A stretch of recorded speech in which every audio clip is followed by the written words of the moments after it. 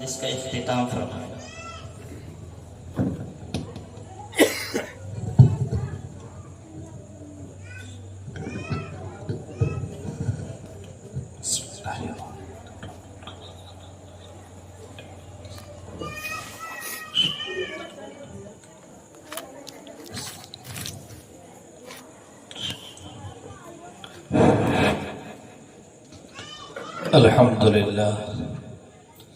الحمد لله وكفى وسلام على عباده الذين اصطفى اما بعد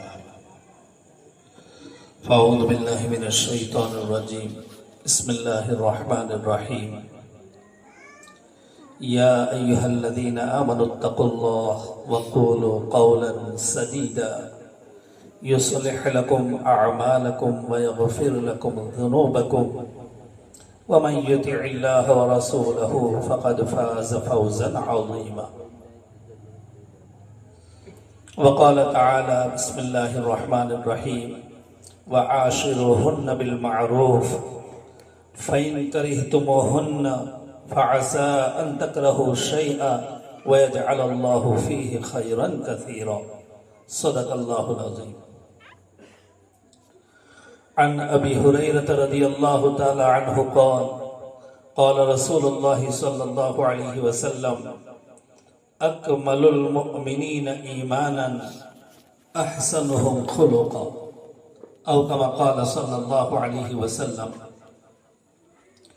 وقال النبي صلى الله عليه وسلم خيركم لنسائكم وأنا خيركم لأهلي او کما قال صلی اللہ علیہ وسلم۔ محترم حضرات، اساتذہ کرام، علماء عظام، بزرگان دین، میرے نوجوان ایمان والے بھائیوں، معصوم بچوں اور پردے کا اہتمام فرما کر اللہ رسول کی باتوں کو جان سے سننے والی پیاری ماں بہنوں، الحمدللہ ثم الحمدللہ، میرے لیے بھی بڑی خوشی کی بات ہے کہ چھوٹا سا نام سن کر اتنا بڑا مجمع رات کے اتنے وقت میں الحمدللہ جمع ہو چکا۔ اللہ کرے کہ ہم کو ان باتوں پر عمل کی توفیق مل جاوے تو میرے لیے بھی نجات کا ذریعہ بنے اور آپ حضرات کے لیے بھی نجات کا ذریعہ بنے۔ الحمدللہ جنہوں نے اس پروگرام کو اچھا عنوان دے کر کے قائم فرمایا کہ ایک وقت تھا کہ ہماری بستیوں کے اندر شادی کا پروگرام بینڈ باجوں کے ذریعے سے ہوتا تھا، مگر علماء کرام کی محبت سمجھو، بزرگان دین سے تعلق سمجھو، اللہ والوں کی دوستی سمجھو، اہل اللہ سے محبت سمجھو کہ اس کا فائدہ ضرور ہوا کہ جہاں پر بین بازوں کی جگہیں تھی انہی جگہوں پر آج قرآن و حدیث زندہ ہو رہے ہیں۔ اللہ کرے کہ پورے قرآن پر، پوری شریعت پر ہم سب کو اللہ چلنے والے بنا دے۔ الحمدللہ، میں نے آپ بزرگوں کے سامنے دو مقامات پر سے قرآن کی آیت کو تلاوت کیا اور نبی صلی اللہ علیہ وسلم کی دو حدیثوں کو پڑھا۔ موقع ہمارے سامنے ہے، حضرت مفتی یونس صاحب، مولانا یوسف صاحب، حاجی یونس صاحب، ان لوگوں نے اس عنوان پر دعوت دی کہ شادی کا پروگرام ہے، رشتے بن رہے ہیں، اللہ ان کو قبول فرما لے۔ اسی نسبت پر آیتوں کو بھی پڑھا، احادیث پاک کو بھی پڑھا۔ پہلی آیت کریمہ کا ترجمہ یہ ہے کہ اللہ تعالیٰ خود فرماتے ہیں وہ ایمان والو اللہ سے ڈرو اور سیدھی سیدھی سچی سچی بات کرو، فائدہ یہ ہوگا کہ یصلح لکم اعمالکم، جتنے بھی ہمارے کام کاج ہے وہ سمڑ جائیں گے، سیدھے ہو جائیں گے، درست ہو جائیں گے۔ اس درمیان میں کچھ گڑبڑی ہو گئی، کچھ تم میں ہو گئی، کچھ گناہ کے کام ہو گئے، وَيَغْفِرْ لَكُمْ ذُنُوبَكُمْ، اللہ گناہوں کو معاف کرنے کے لیے بھی تیار. اور جو بھی آئندہ بتا دے کہ اللہ کی مانے گا، رسول کی مانے گا، تو اس نے بڑی کامیابی حاصل کر لی. دوسری آیت کریمہ اللہ رب العزت چوتھے پارے میں فرماتے ہیں ان بننے والی دلہنوں کے ساتھ اچھے طریقے سے شریعت کی روشنی میں زندگی گزارنے کا طے کر لو کہ شریعت کی روشنی میں ان کے ساتھ زندگی گزارنی ہے. وعاشرہن بالمعروف. کبھی زندگی میں اس دلہن کی طرف سے دل کو ناپسند آنے والی بات ہو جاوے، کبھی سامنے بول دیا، کبھی کہا ہوا کام نہیں کیا، کبھی بالکل نافرمانی کر ڈالی. فَإِن كَرِهْتُمُوهُنَّ فَعَسَىٰ أَن تَكْرَهُوا الشَّيْءَ. ہمیں تو یہ ان کی حرکت بری لگ رہی ہے. وَيَجْعَلُ اللَّهُ فِيهِ خَيْرًا كَثِيرًا. اور اللہ نے اسی میں بہت کچھ خیر کثیر، بہت بھلائیاں چھپا کر کے رکھی ہے، ہم نہیں جانتے. پہلی حدیث پاک پڑھی، نبی صلی اللہ علیہ وسلم فرماتے ہیں اکمل المؤمنین ایمانا. ایمان والوں میں کامل درجے کے ایمان رکھنے والے وہ لوگ ہیں احسنہم خلقا، جن کے اخلاق بہت اچھے ہوں. دوسری حدیث پاک پڑھی، نبی صلی اللہ علیہ وسلم فرماتے ہیں تم بہتر ہو اپنی عورتوں کے حق میں، اور میں بہتر انسان ہوں میری گھر والیوں کے حق میں. یہ نبی علیہ السلام کی دو حدیثیں میں نے جو پڑھی تھی اس کا ترجمہ کیا. اللہ اس کی روشنی میں مجھے اور آپ کو صحیح باتیں کہنے کی، سننے کی، سمجھنے کی، اور اپنے اپنے وقت پر اللہ ہر ایک کو عمل کرنے کی توفیق عطا فرمائے. نکاح کے خطبے میں 3 آیتیں عام طور پر پڑھی جاتی ہے جو کتابوں میں لکھی گئی ہے، اور ان 3 آیتوں میں اللہ فرما رہے ہیں کہ مجھ سے ڈرو 4 مرتبہ. 4 مرتبہ ڈرنے کو اللہ فرما رہے ہیں. اور ایک مرتبہ میں تو جن کے پاس کلمہ نہیں ہے ان کافروں کو بھی یوں کہا کہ تم بھی مجھ سے ڈرو اگر نکاح کا رشتہ کر رہے ہو تو 4 مرتبہ ڈرنے کو کہا گیا. اب نکاح یہ تو سنت ہے، تمام حضرات انبیاء کرام علیہ السلام کی سنت ہے، اور گناہ کا غلبہ ہو ایسے موقع پر تو نکاح کر لینا فرض ہے. تو ایک فرض عبادت ادا ہو رہی ہے، ایسے موقع پر اللہ یوں کر کے مجھ سے ڈرو. کوئی بین بجا تو بجانا نہیں ہے، کوئی غلط حرکت تو کرنی نہیں ہے، اور پھر اللہ یوں کہہ رہے ہیں عبادت کرتے کرتے کہ مجھ سے ڈرو.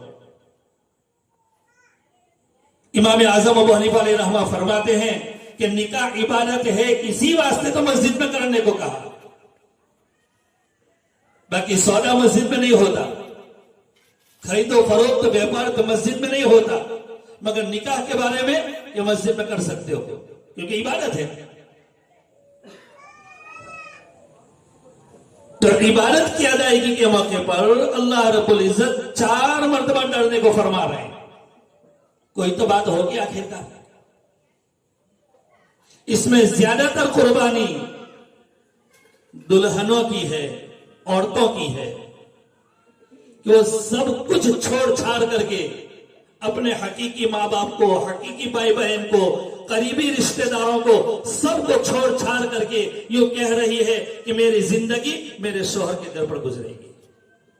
حالانکہ نہ کسی کو پہچانتی ہے، نہ ان کا چہرہ دیکھا ہے، نہ کبھی ان کے ساتھ کوئی معاملہ پڑا ہے، اور یہ ارادہ لے کر کے آ رہی ہے کہ میری پوری زندگی شوہر کے گھر میں گزرے گی. اب شوہر کو پوچھو کہ تو نے قربانی کون سی دی؟ تیرے تو ماں باپ بھی تیرے ساتھ، تیرے بھائی بہن بھی تیرے ساتھ، تیرا گھر بھی تیرے ساتھ، تیرا وطن بھی تیرے ساتھ. اسی لیے یوں کہا جا رہا ہے کہ جب شادی کر کے شوہر دلہن کو لاتا ہے تو شوہر کو یوں کہا گیا کہ تیری 3 ذمہ داریاں، اور عورت کو یوں کہا گیا کہ تیری 1 ذمہ داری. شوہر کی جو 3 ذمہ داریاں ہیں دوسرے پارے میں اس کا بیان ہے، 28ویں پارے میں اس کا تذکرہ ہے. روٹی، کپڑا اور مکان، یہ شوہر کی ذمہ داری ہے کہ جس دن سے نکاح کر کے لاوے پھر یوں نہ کہے کہ تیرے گھر پر سے کپڑے لے کے آئی ہو. شوہر کی ذمہ داری ہے. کھانے پینے کا 100 روپے پیسے تیرے گھر سے لے کے آئی ہو نہیں، تمہارے گھر پہ آئے ہو، تمہاری ذمہ داری ہے۔ رہنے کے واسطے مکان دینا، اسکنوہن من حیث سکنتم، جہاں تم رہتے ہو بس وہیں ان کو رکھو۔ تو رہنے کے واسطے گھر دینا، پہننے کے واسطے کپڑے دینا اور کھانے کے واسطے روٹی دینا، یہ شوہر کی ذمہ داری ہے۔ اس میں شوہر آگے پیچھے کچھ بول نہیں سکتا، کچھ بھی کر مگر یہ 3 ذمہ داریاں پوری کر۔ اور عورت کو یوں کہا گیا کہ تیری ایک ذمہ داری شوہر جو کہے مان کر کے چل، جس کو اطاعت کہتے ہیں، ایک ذمہ داری۔ اب مجھے اور آپ کو سوچنا ہے کہ ہم اپنی 3 ذمہ داریاں پوری کر رہے ہیں کہ نہیں، کتنے حد تک میں ان کی 3 ذمہ داریوں کو ہم پوری کر رہے ہیں۔ اللہ ہمیں معاف فرماوے، کہیں ہم اس کو اپنے گھر میں نوکرانی بنا کر کے تو نہیں لا رہے ہیں، کھانا پکانے والی بنا کر کے تو نہیں لا رہے ہیں۔ یہ تیری ذمہ داری، وہ ادا کرے نور علی نور، ادا کرتی ہی ہے، اور ہر ایک نے یہ ٹھان لیا ہے کہ موت تک تم کو کھانا پکا کے دوں گی۔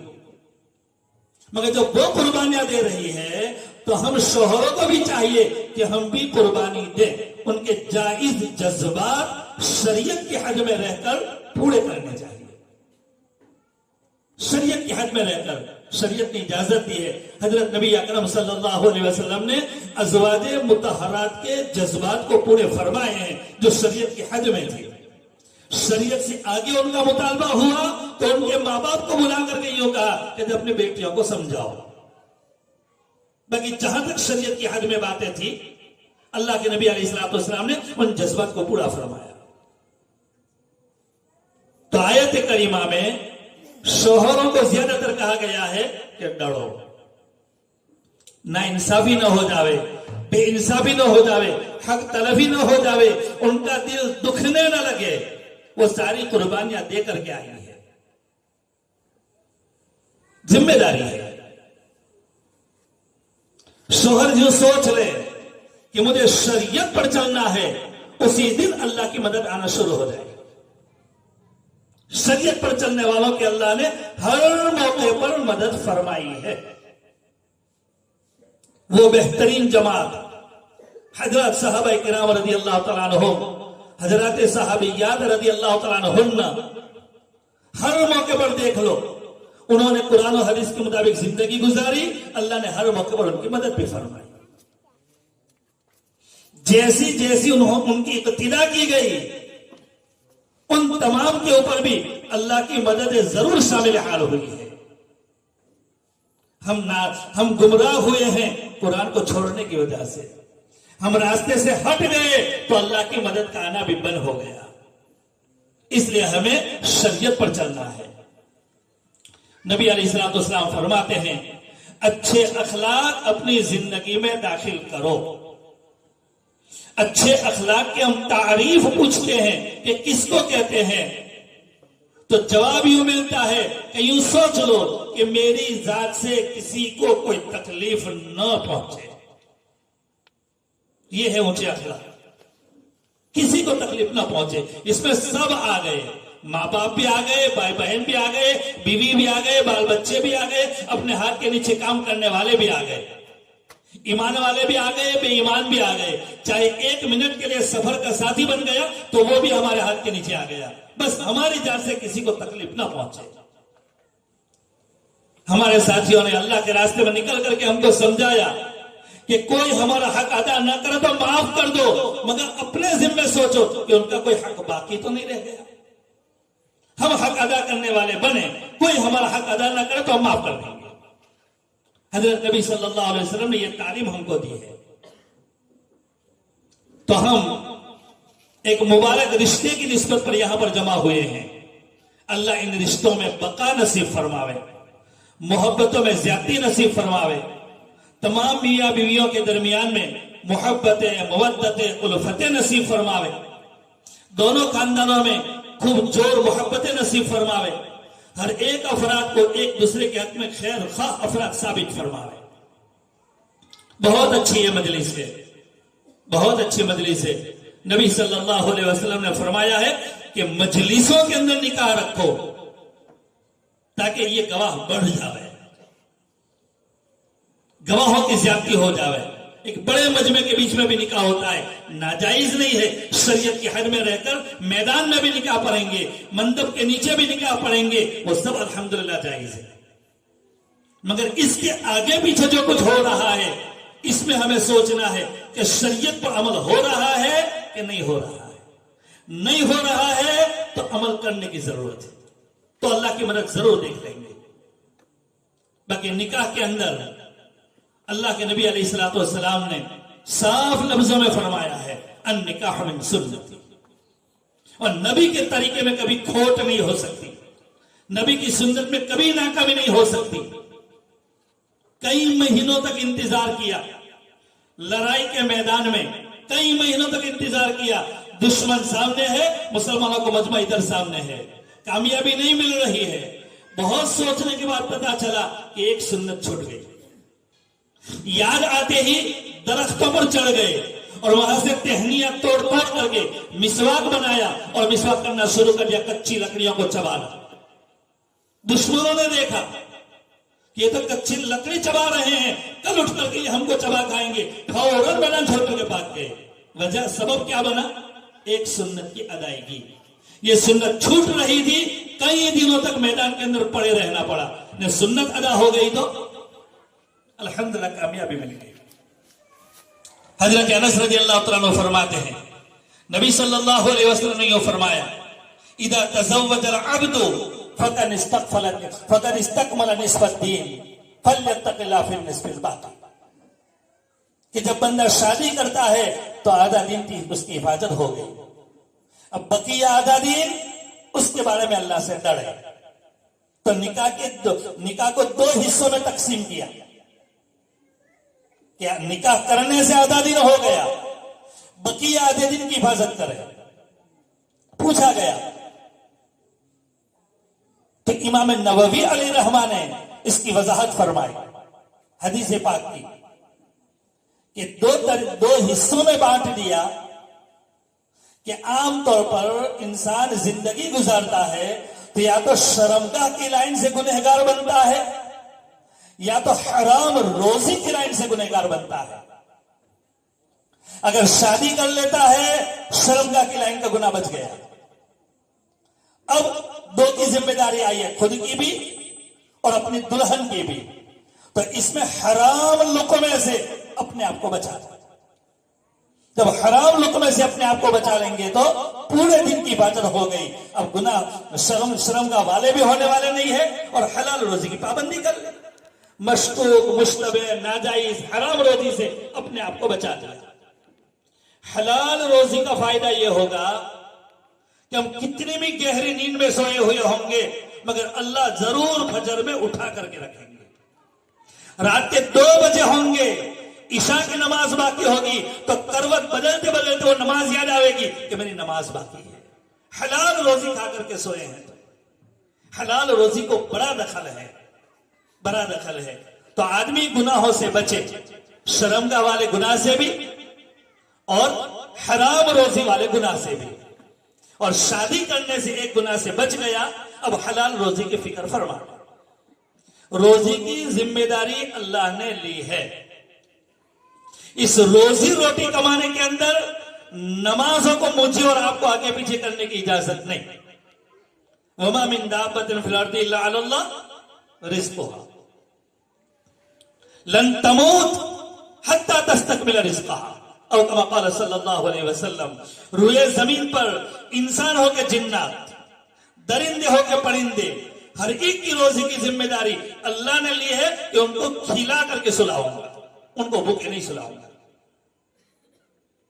یوں فرمایا نبی علیہ الصلوۃ والسلام نے، محتاج نہیں آئے گی نے جب تک کہ اپنے مقدر کا دانہ پورا نہیں کرے گا۔ ایک دانہ بھی باقی ہوگا تو اس سے پہلے روح قبضہ نہیں ہو سکتا۔ جب اتنا یقین ہے ہمیں قرآن اور حدیث کے اوپر، تو بھی اس روزی روٹی کو کمانے کے اندر ہماری نماز چلی جائے، حالانکہ سب سے پہلے پوچھ ہونے والی ہے نماز کی۔ تو آج کے اس مجمع سے میری دلی درخواست یہ رہے گی کہ ہم مردوں میں سے یا ہم عورتوں میں سے کسی کی نماز باقی ہو تو اللہ کے واسطے سونے سے پہلے اس نماز کو ادا کرنے کی فکر فرما لے. اگر دل نہیں چاہتا ہے تو کم سے کم 7 رکعتیں پڑھ لے, 4 فرض میں 3 وتر, مگر نماز شروع کر دے. اگر جمعہ سے جمعہ والا جو مسئلہ ہے تو بھی چکھنے کے لیے کوئی ایک نماز تو شروع کر دے. ہم ایک نماز, جب ایک نماز کو شروع کریں گے, اللہ کو یہ عمل پسند آئے گا تو اللہ ہمیں اپنے گھر میں بلائے گا. یہ اللہ کی توفیق پر یہ مسئلہ ہے. باقی مسجد کے پڑوس میں رہ کر کے بھی نماز چھوٹ سکتی ہے. نہیں اللہ توفیق دے دے تو 2 کلومیٹر دور ہوں گے, مگر وہاں سے نماز پڑھنے کے واسطے, جماعت کی نماز پڑھنے کے واسطے مسجد میں آئیں گے. اندھے صحابی عبداللہ ابن ام مکتوم رضی اللہ تعالیٰ عنہ حضرت نبی صلی اللہ علیہ وسلم کو مسئلہ پوچھ رہے ہیں, یا نبی اللہ صلی اللہ علیہ وسلم میں اندھا ہوں, کبھی کبھی کوئی راستہ بتلانے والا بھی نہیں ہوتا, تو میں اپنے گھر پر نماز پڑھ لوں. روایتوں میں یہ ملتا ہے کہ حضرت نبی صلی اللہ علیہ وسلم نے فرمایا کہ ٹھیک ہے, کوئی راستہ بتلانے والا نہ ہو تو گھر پر نماز پڑھ لیجیے. صحابی خوش ہو گئے کہ گھر پر نماز پڑھنے کی چھٹی مل گئی. چلتے چلے جا رہے تھے, فوراً تھوڑی دیر میں حضرت نبی صلی اللہ علیہ وسلم نے صحابی کو بگایا کہ عبداللہ ابن ام مکتوم کو واپس بلایا ان کو, اور پھر یہ فرمایا کہ عبداللہ مجھے یہ تو بتلا کہ تیرے کانوں میں مؤذن کی اذان کی آواز پڑ رہی ہے, اذان کی آواز سنتا ہے تو, کہ اللہ کے نبی اذان کی آواز تو آتی ہے, کہ پھر تو تیرے لیے جماعت کے ساتھ نماز پڑھنا واجب ہے, اب تو چھوڑ نہیں سکتا. کن کو چھٹی نہیں ملی؟ اندھے صحابی کو. نابینا صحابی رضی اللہ تعالیٰ عنہ کو جماعت چھوڑنے کی اجازت نہیں دی, تو پھر مجھے اور آپ کو کوئی نماز چھوڑنے کی اجازت مل سکتی؟ اب یہ کہ توفیقت نہیں ہے, عادتت نہیں ہے, آج تک پرہیز نہیں ہے, تو بہت سی چیزوں کا خطرہ کرتے ہیں.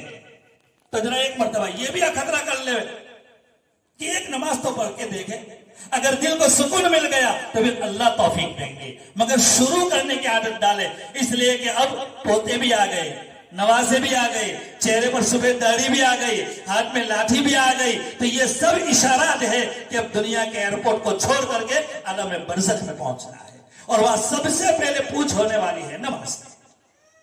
اس لیے اگر ہمارے اندر نماز کی عادت نہ ہو تو اس کی فکر فرما لے, توفیق اللہ دیں گے. ایک مرتبہ ارادہ تو ہم کریں, میں بہت نماز پڑھتا ہوں اس لیے کہہ رہا ہوں, یہ نیت نہیں ہے. اللہ اس پر مداومت دینا, تو کب یہ توفیق چھین لے کہہ نہیں سکتا. اس لیے ہم اس وجہ سے کہہ رہے ہیں کہ اللہ ہم کو بھی باقی رکھے اور ہم سب ایمان والوں کو نمازی بنا دے. یہ بہت بڑا مسئلہ ہے. حضرت نبی صلی اللہ علیہ وسلم نے اپنے تمام صحابہ, تمام صحابیات رضی اللہ تعالیٰ عنہن, ان تمام کو نمازی بنایا. ایک صحابی رضی اللہ تعالیٰ عنہ فجر کی نماز کے بعد تعلیم ہوتی تھی تو تعلیم میں نہیں بیٹھ رہے تھے. صاف عبارت ہے روایتوں میں. دوسرے صحابی نے کہا کہ اللہ کے نبی وہ ہے نا, وہ تعلیم میں نہیں بیٹھتا. اچھا ٹھیک ہے, مجھے یاد دلائیے. دوسری نماز میں آئے کہ بھئی تمہاری شکایت ہے, فالٹ ہے, کہ کون سا فالٹ ہے کہ تم سے تعلیم میں نہیں بیٹھتے؟ کہ جی اللہ کے نبی بالکل صحیح بات, میں نہیں بیٹھتا ہوں, مگر مجھے پوچھے تو صحیح کہ میں کیوں نہیں بیٹھتا ہوں, کیا وجہ بتلائی.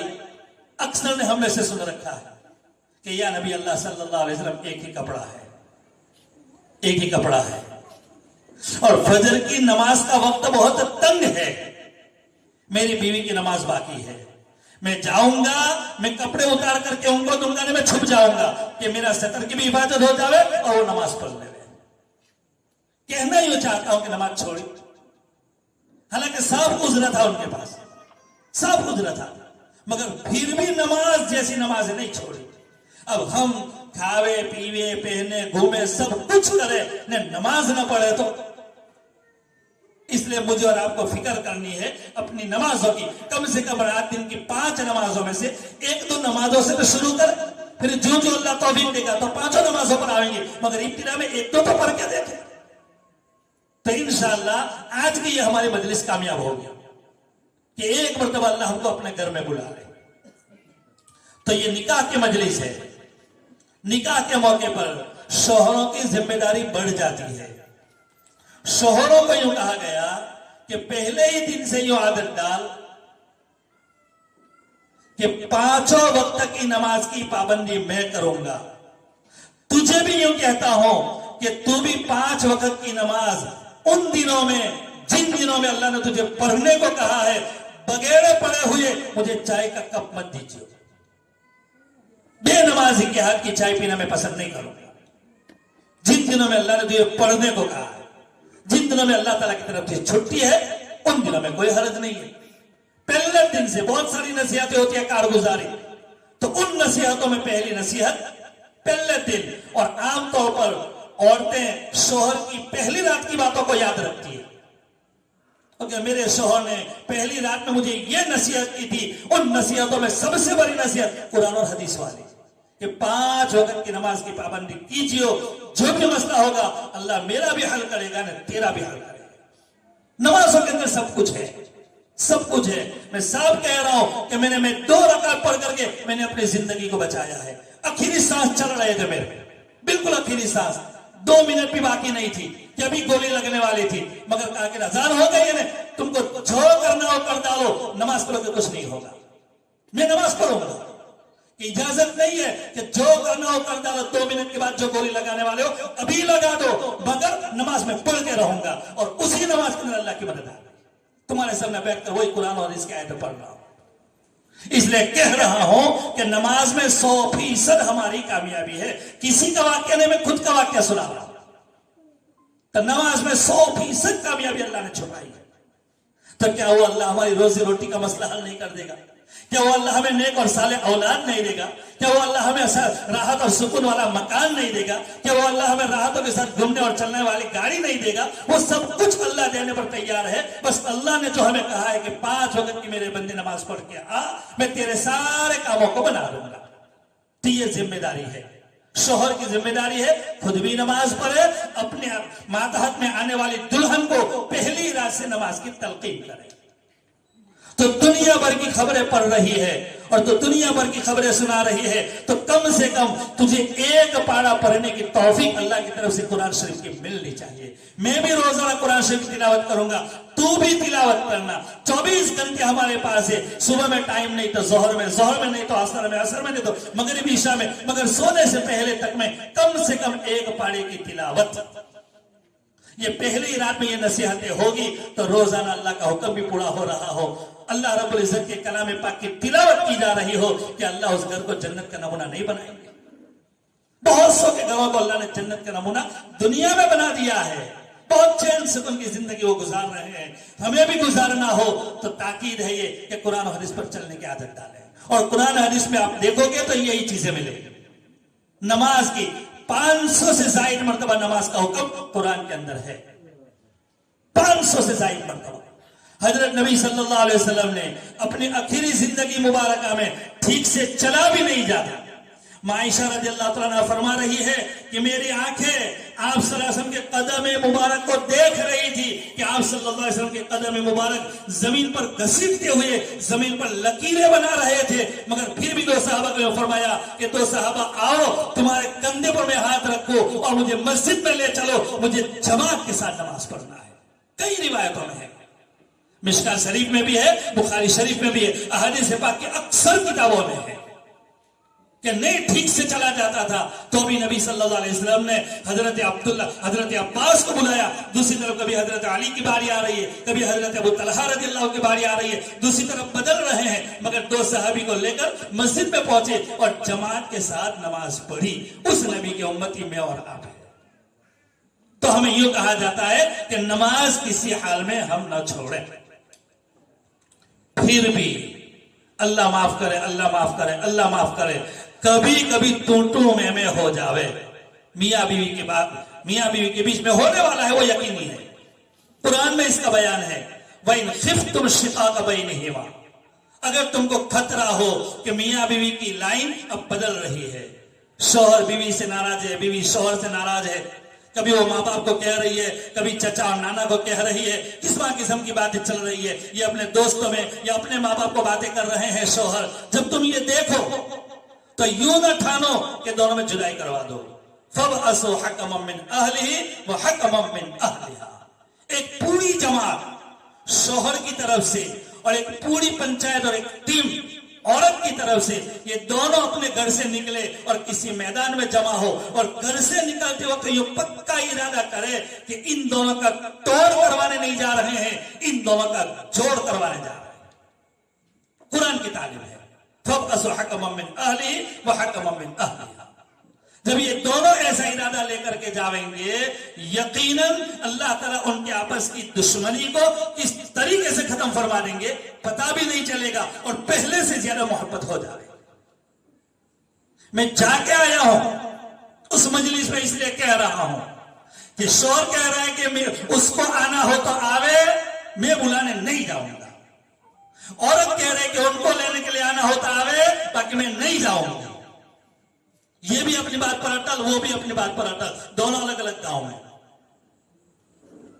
अब ये फैसला हुआ उलमा के जिम्मे, तो दोनों तरफ से उलमा, इनके रिश्तेदार इनके रिश्तेदार जमा हुए।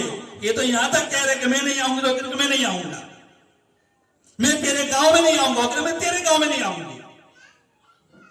तो फिर उलमा ने बीच में रास्ता निकाला कि खैर कितना वक्त हो गया कि 2.5-3 साल हो चुके हैं दोनों की जुदाई की, कि खैर ये इसके गांव में भी ना करे, वो उसके गांव में भी ना करे, कोई तीसरा गांव तय करो। और औरत वालों को यूं कहा कि तुम अपनी लड़की को लेकर के आई हो, शोहर वालों को यूं कहा कि तुम अपने शोहर को, इस लड़के को लेकर के आई हो, और तीसरे गांव में दोनों को जमा कर। वहां तो कोई पाबंदी नहीं है, ये दोनों का गांव नहीं है, कोई तीसरे गांव के अंदर दोनों को जमा किया। दोनों निकले तो इसी नीयत से पहले से तय हुआ था कि जुदाई तो करनी ही नहीं है, तोड़ में कभी साथ मत दीजिए, इजाजत नहीं है, तो जोड़ ही की नीयत से चले। भाई हम आए हैं किसके लिए, कि इन दो के लिए, तो इन दोनों को कह दो ना कि तुमको जिंदगी गुजर जाओ, रूम में चले जाओ, और तुमको 1 घंटे की मोहलत, 1 तलाक की। तुम दोनों को असल में जिंदगी गुजारनी है, हमको नहीं गुजारनी, हम तो सब बीवी वाले हैं। अब तुम दोनों को जिंदगी गुजारनी है तो तुम दोनों मशवरा करके 1 घंटे के बाद नीचे रिपोर्ट दो, हम नीचे चाय पी रहे हैं। अब ये दोनों पार्टियां जमा होकर इनकी भलाई ही का सोच रहे, जोड़ ही का सोच रहे, और 1 घंटे के बाद वो कह रहा है कि भाई मैं इसको यहीं से साथ में ले जा रहा हूं। जो बुलाने को तैयार नहीं था, जो जाने को तैयार नहीं थी, 1 घंटे के बाद ऐसी मोहब्बत अल्लाह ने पैदा करवा दी कि तुम भी अपने घर चले जाओ, तुम भी अपने घर चले जाओ, हम दोनों अपने घर चले जा रहे हैं। कुरान का फैसला है। दोनों तरफ के साथियों को यूं कहा गया है कि जोड़ को लेकर के चले। अल्लाह इन बातों पर हमें अमल की तौफीक दे। अकमलुल मुमिनीन ईमानन अहसनुहुम खुलुकन, ये कामिल ईमान वाले वो जिनके अखलाक अच्छे हो, और ये अच्छे अखलाक की इब्तिदा शोहर की तरफ से होगी। शोहर को चाहिए कि अच्छे अखलाक से इब्तिदा फरमावे। इसमें आयत करीमा जो पढ़ी गई थी, असा अन तकरहु शैआ, कि तुमको कोई बात ना पसंद आवे, तो इंशाअल्लाह इंशाअल्लाह इंशाअल्लाह अगर यूं सोच ले कि मुझे औरत की भलाइयों को देखना है, कि मेरे कपड़े वो धो रही है, मेरे घर को झाड़ू वो लगा रही है, मेरे बच्चों को नहला धुला वो रही है, और मेरा खाना वो पका रही है, और मेरे सारे समाज को और सारे रिश्तेदारों की वो सब कुछ देखभाल कर रही है, तो खाली इतनी बात में उसकी कबूल ना करो, इतनी बात में उसकी बर्दाश्त न करो। जब उनकी भलाइयों को सोचेंगे तो खुद ब खुद ये लड़ाई खत्म हो जाएगी। इसलिए हमें चाहिए कि हम आपस में, शोहरों को चाहिए कि अपनी जिम्मेदारी को निभावे। ये जिम्मेदारी शोहर को दी है, औरत को नहीं। औरत शोहर पहले दिन से ये इरादा कर ले कि मैं तलाक देने के वास्ते इसको नहीं लाया हूं, मैं तो जिंदगी गुजारने के वास्ते इसको लाया हूं। हम दोनों साथ में रहेंगे और हमारा जनाजा एक ही कब्रिस्तान के अंदर दफन होगा। जब शोहर यूं सोचेगा तो काम आगे बढ़ेगा। ये जिम्मेदारी है शोहर की। बाकी अल्लाह रब्बुल इज्जत ने निकाह के खुतबे में 4 मरतबा तकवे को बताया कि अल्लाह से डरो, अल्लाह से डरो, अल्लाह से डरो। तो हमें चाहिए कि कुरान और हदीस को जिंदा करें। हज पढ़ने के लिए जा रहे हैं तो सीख करके जा रहे हैं, सीख करके जा रहे हैं। ऐसे निकाह करने के वास्ते बैठे तो निकाह को सीखे कि भाई किस तरीके से जिंदगी गुजारनी है। एक नई जिंदगी है, उस नई जिंदगी में किस तरीके से कदम रखना है। एक तरफ बीवी बैठी होगी, दूसरी तरफ माँ बाप बैठे हुए होंगे। अब माँ बाप का भी हमें हक अदा करना है, बीवी का भी हक अदा करना है, बीवी का हक उसकी जगह पर, माँ बाप का हक उसकी जगह पर, हर एक को हमें खुश रखना है, वो हमें शरीयत से बताए। नबी अलैहिस्सलाम ने ये सारी बातें हमको बतला दिया कुरान और हदीस के अंदर। इसलिए हमें चाहिए कि जैसे और चीजों को हम सीखते हैं तो इसी तरीके से निकाह को भी सीखें कि शादी क्या चीज है, शादी खाने को आबाद करना है हमें, तो उसके लिए हम कुरान और हदीस का मुताला करेंगे। इसमें मुस्तकिलन किताब लिखी गई है, मुस्तकिलन किताबें लिखी गई है, और हदीस की किताबों में किसी मौल साहब को दस्तारे फजीलत तब तक नहीं बांधी जाती जब तक कि वो हदीस की किताबों में किताब निकाह को न पढ़ ले। कि पहले निकाह का बाब पढ़ो, निकाह की मुस्तकिलन किताब पढ़ो, और उसके बाद जाकर हम तुमको मौल साहब कहेंगे। इसलिए जब भी निकाह करने की नौबत आवे तो और चीजें हम सीखते हैं तो ये भी हम सीख लें। तो अल्हम्दुलिल्लाह बड़ी मुबारकबादी के काबिल है वो लोग जिन्होंने इस प्रोग्राम को इसी नीयत से कि निकाह एक खुशी का पैगाम है, खुशी का मौका है, तो इस खुशी के मौके पर हम आपे से बाहर न निकल जावे। जैसा कि खाने पिलाने में इतने मशगूल हो गए कि हमारी नमाजें चली गई, लड़की को रुखसत करने में इतने मशगूल हो गए कि हमारी नमाजें चली गई। नहीं, इसी वास्ते ये प्रोग्राम मुनाकिद किया गया है कि हम इस खुशी के प्रोग्राम के अंदर भी नमाजें जो अल्लाह का हुक्म है अपनी जगह पर इसको पूरा करना है। यही हाल मौत मय्यत के मौके पर कि चाहे हमें कितनी भी मशगूली आ गई है मगर हमारी नमाज जाने ना पावे। हमारे घर में कोई कितना भी बड़ा बीमार पड़ गया है, उस बीमार की बीमार पुरसी करना फर्ज है, अदा करेंगे, मगर इस अहकमुल हाकिमीन का हुक्म टूटना नहीं चाहिए। आगे पीछे हो सकता है कि 9 बजे पढ़नी थी, चलो भाई 11 बजे पढ़ लूंगा, आज 1 बजे पढ़ लूंगा, रात में 2 बजे पढ़ लूंगा, मुझे बीमार की खिदमत करनी है तो खिदमत करो, मगर नमाज को कज़ा करने की इजाजत नहीं है। तो ये खुशी के मौके पर इस प्रोग्राम को रखा गया है, तो इसमें ये खास बात की ताकीद करनी है कि इन खुशी के मौके में और गमी के मौके में हमसे हमारा अल्लाह का हुक्म टूटने ना पावे, इसका बहुत ज्यादा ख्याल रखना है। अल्लाह ताला इन बातों पर मुझे और आपको अमल करने की तौफीक अता फरमावे, और जितने हमारे मेहमान आवेंगे उन मेहमानों का जितना हो सके हमें इकराम करना है, मगर उस इकराम की अदायगी में भी अल्लाह का हुक्म मुकद्दम, कि अल्लाह का हुक्म टूटने ना पावे। असल तो मैं उसी मजमून पर बार बार आऊंगा, इसलिए कि मुझे कहा भी होगा या यूं ही कहा गया है कि है इस्लाह की मजलिस और खास करके नमाज की पाबंदी। इसलिए मैं आपसे बार बार दरखास्त कर रहा हूं कि मेरी भी नमाज न जावे, आप भाइयों की और माँ बहनों की भी नमाजें न जावे। इसलिए अल्लाह का हुक्म हर मौके पर आगे आगे न आगे।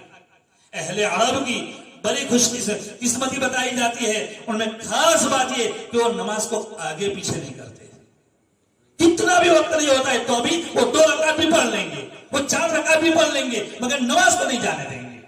तो अल्लाह रब्बुल इज्जत ने उनको बड़े कामयाब फरमाए हैं। तो हम भी कामयाबी को हासिल करना चाहते हैं तो हम भी अल्लाह के हुक्म का न तोड़े, इंशाअल्लाह फायदा बहुत होगा। अल्लाह मुझे आपको इन बातों पर अमल करने की तौफीक अता फरमावे और प्रोग्राम को अल्लाह ताला कामयाब बनावे, और जिनका निकाह हो रहा है और निकाह हो चुका है अल्लाह उनके दरमियान खूब मोहब्बत मवद्दत उल्फत नसीब फरमावे, और जिन नौजवान बच्चियों का और नौजवान बच्चों का निकाह बाकी है अल्लाह उनके लिए भी गैब से ऐसा इंतजाम फरमा दे कि मुख्तसर वक्त के अंदर उनका रिश्ता भी तय हो जावे और वो भी इस खुशी के प्रोग्राम के अंदर शरीक हो जावे। अल्लाह हर एक का इंतजाम फरमावे। हमें ऐसी दुआएं करते हैं, दुरूद शरीफ पढ़ करके दुआ फरमाए।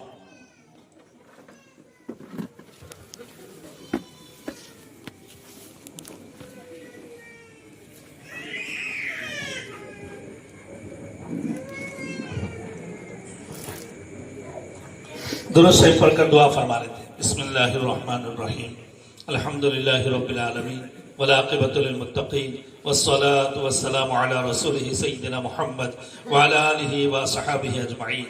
रब्बि यस्सिर वला तुअस्सिर व तम्मिम बिल खैर व बिका नस्तईन या फत्ताह रब्बना ज़िदना इल्मा रब्बना ज़िदना हुदा रब्बना तक़ब्बल मिन्ना या अरहमर राहिमीन या अकरमल अकरमीन। रात का इतना हिस्सा गुजर चुका है, ये ईमान वाले बंदे और बंदियां तेरी निस्बत के ऊपर जमा हुए हैं, अल्लाह सब की मगफिरत फरमा दे।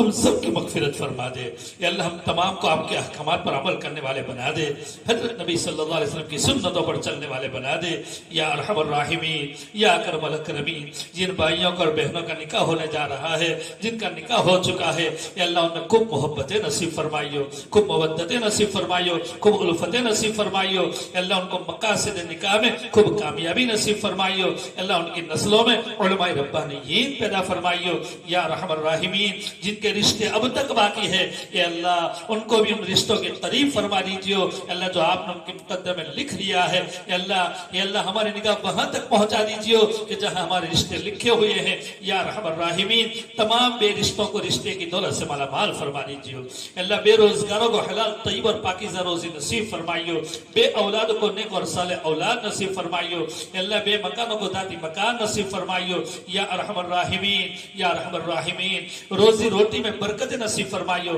حلال روزی میں وسعت نصیب فرمائیو اللہ کھیتی باڑی میں برکت آپ نازل فرمائیو آپ قادر مطلق ہے کتنا بھی بگڑا ہوا منظر ہو مگر آپ اس میں کامیابی دے سکتے ہیں اے قادر مطلق ذات ہمارے حلال روزی میں اور کھیتی باڑی میں برکتوں کا انتظام فرما دیجیے یا ارحم الراحمین یا ارحم الراحمین جن کے جو مسائل ہے ہر ایک اپنے مسائل آپ کو پیش کر رہے ہیں اے اللہ ہر ایک کے مسائل کو آسانی کے ساتھ سلجھا دیجیے اللہ جو قیدوں میں بند ہے ان کو جیلوں سے چھٹکارا نصیب فرمائیو اللہ جو لوگ ساماجک کام میں لگے ہوئے ہیں اللہ بہت بڑی عبادت ہے اللہ ان کی عبادت کی برکت سے اور عبادت کو قبول فرماتے ہوئے ان کو بھی نمازوں کے لیے قبول فرما لیجیو اللہ ہمیں بھی نمازوں پر استقامت نصیب فرمائیو یا ارحم الراحمین روزانہ آپ کے کلام پاک کی تلاوت کرنے والے بنائیو یا ارحم الراحمین ہمارے گھروں پر قرآن و حدیث روزانہ زندہ ہو رہے ہو قرآن و حدیث کی تعلیم ہو رہی ہو ایسی غیب سے شکل اور صورتیں پیدا فرمائیو اللہ ہمارے بزرگوں نے ان بستیوں کے اندر جو محنتیں فرمائی ہے اے اللہ ان کی برکت سے اے اللہ یہ قرآن اور حدیث ہماری زندگیوں میں باقی رہے ایسی غیب سے شکل اور صورتیں پیدا فرمائیو اللہ جو مقروض ہو ان کی قرضوں کی ادائیگی کے غائبانہ انتظام فرمائیو تمام بیماروں کو شفا کاملہ عاجلہ مستمرہ نصیب فرمائیو اللہ جو انتقال فرما چکے ان کی پوری مغفرت فرماتے ہوئے پسماندگان کو صبر جمیل اور نعم البدل کی دولت سے مالا مال فرمائیو اللہ جن کے جو مسائل ہو ہر ایک کے مسائل آپ کے قبضے میں ہے اے اللہ ہر ایک کے لیے سہولتوں کا معاملہ فرمائیو اے اللہ عافیتوں کا معاملہ فرمائیو اللہم انا نسألک التمام العافیہ ونسألک الدوام العافیہ ونسألک الشکر علی العافیہ اے اللہ دو بار آپ سے درخواست کرتے ہیں کہ اللہ اس مجلس کو بے انتہا قبول فرما لیجیے قرآن و حدیث کی روشنی میں جو باتیں کہی گئی ہے جو کام کی باتیں ہے اے اللہ مجھے پورے مجمع والوں کو اس پر عمل کرنے کے لیے توفیق نصیب فرمائیو اے اللہ جو جس نیت سے یہاں پر شریک ہوئے ہو